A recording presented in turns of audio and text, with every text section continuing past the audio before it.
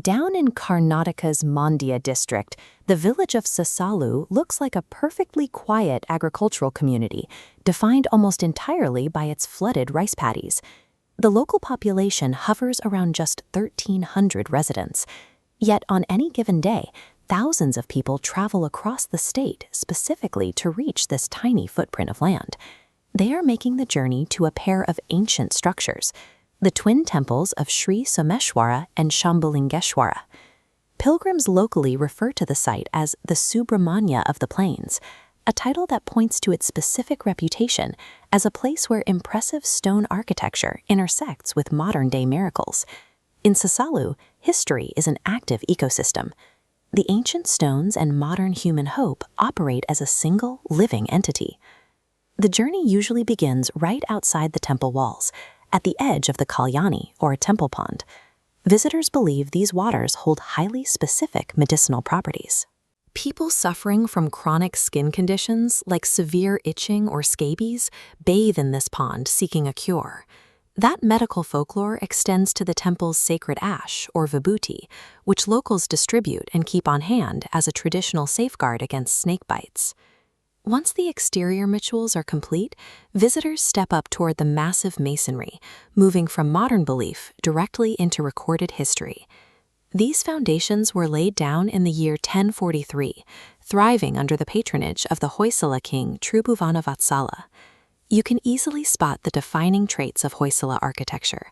The entire complex sits on an elevated rocky base, with the outer walls densely packed with high-relief sculptures. Over 500 years later, the famous 16th century chieftain Kempegowda returned to the site to add his own structural expansions. The exterior walls act as a chronological container, holding nearly 1,000 years of continuous human faith.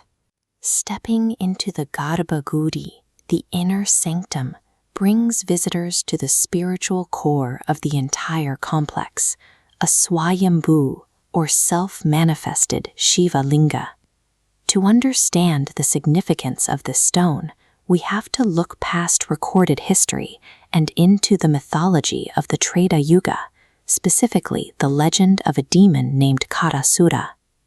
This nap illustrates Kharasura's mythic journey. According to legend, the demon planted 3 Shiva lingas across the region in a single day.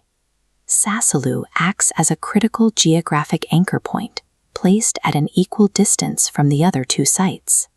A second major legend brings the Guruchara king Veerabahu, sometimes known as Kanakabahu, to these exact coordinates seeking a miracle.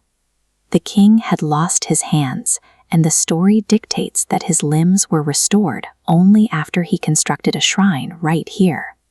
You can see the echoes of these myths carved directly into the room. Take this dark stone statue of the Nandi bull. Unlike most temple Nandis that stare straight ahead, this one is tilted sharply upward. Local lore explains that the bull is locked in an eternal gaze, watching Shiva and Parvati as they ascend into the sky toward Kailasa. The inner sanctum provides a physical bridge.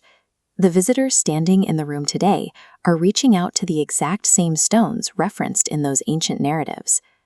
When you pull back out of the sanctum, you see the complete temple complex resting quietly among the flooded fields.